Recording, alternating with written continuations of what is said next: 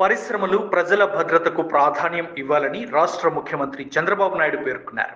అనకాపల్లి జిల్లా రాంబిల్లి మండలం అచ్యుతాపురం సెజ్లో గాయపడి విశాఖ మెడికవర్ ఆసుపత్రిలో చికిత్స పొందుతున్న బాధితులను చంద్రబాబు పరామర్శించారు. బాధితులకు ప్రభుత్వం అన్ని విధాలా అండగా ఉంటుందని హామీ ఇచ్చారు. అనంతరం చంద్రబాబు మీడియాతో మాట్లాడుతూ గత ప్రభుత్వం వ్యవస్థలను నాశనం చేసిందని, వాటిని బాగు చేసే క్రమంలో ఇటువంటి ఘటన జరగడం, పెద్ద సంఖ్యలో ప్రాణ నష్టం జరగడం దురదృష్టకరమని అన్నారు.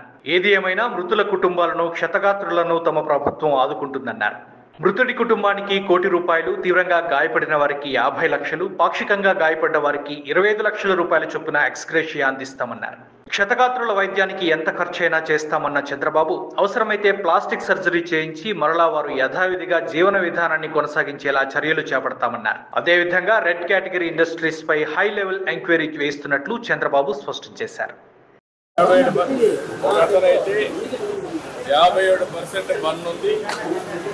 అంతా నేను మాట్లాడాను. దేవుడు అనే వ్యక్తి చాలా ధైర్యంగా ఉన్నాడు.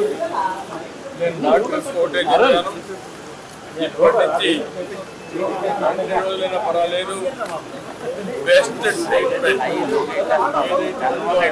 ఇచ్చి అతను మళ్ళీ నార్మల్గా ఉద్యోగం చేసే పరిస్థితి రావాలి. దానికి మేము కూడా ఎప్పుడు కూడా మానిటర్ చేస్తాం.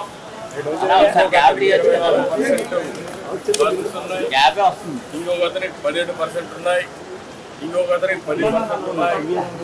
నలుగురితో నేను ఎక్కడుండే హాస్పిటల్లో ఉండే 7 మంది ఉన్నారు. 7 మందితో మాట్లాడాను. ఒక ఆయన షాక్ లో ఉన్నాడు, ఆయన కూడా ఇప్పుడు రికవర్ అయ్యాడు, బాగానే ఉన్నాడు. కానీ అందరితో మాట్లాడిన తర్వాత డాక్టర్తో కూడా స్పష్టంగా ఆదేశాలు ఇచ్చారు.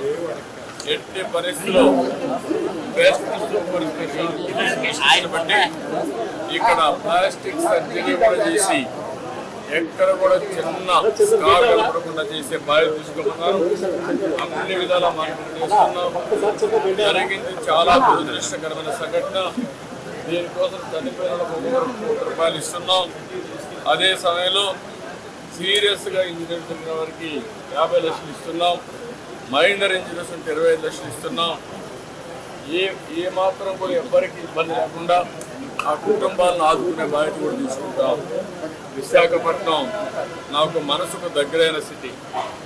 ఉద్రోధులు ఏ విధంగా చేసామో మీరందరూ చూశారు. ఎప్పుడో ఒక మంచి పని చేస్తే గుర్తు పెట్టుకునే సిటీ ఇది. ఇలాంటి సిటీలో నేను మొత్తం ఈ యొక్క సేఫ్టీ మెజర్స్ అన్ని ప్రక్షాళన చేయాలి. భవిష్యత్తులో ఎలాంటి సంఘటనలు జరగకూడదని ఆలోచించే సమయంలో ఒక దురదృష్టకరమైన సంఘటన, బాధాకరమైన సంఘటన జరిగింది. ఏదేమైనా దీన్ని ఇదే చివరిది కావాలని నేను కోరుకుంటున్నా.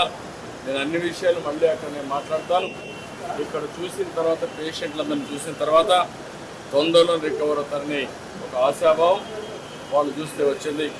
మీకు కూడా అప్పీల్ చేసేది, ఇలాంటి సంఘటన జరిగినప్పుడు ఈ విషయాలని ప్రజలకు తెలియజేసి కుటుంబ సభ్యులు కూడా మనం అండగా ఉండి మళ్ళీ వాళ్ళు మామూలు వ్యక్తులుగా తయారు చేసే వరకు అటు ప్రభుత్వం అండగా ఉంటాం, మేనేజ్మెంట్ ఉంటుంది.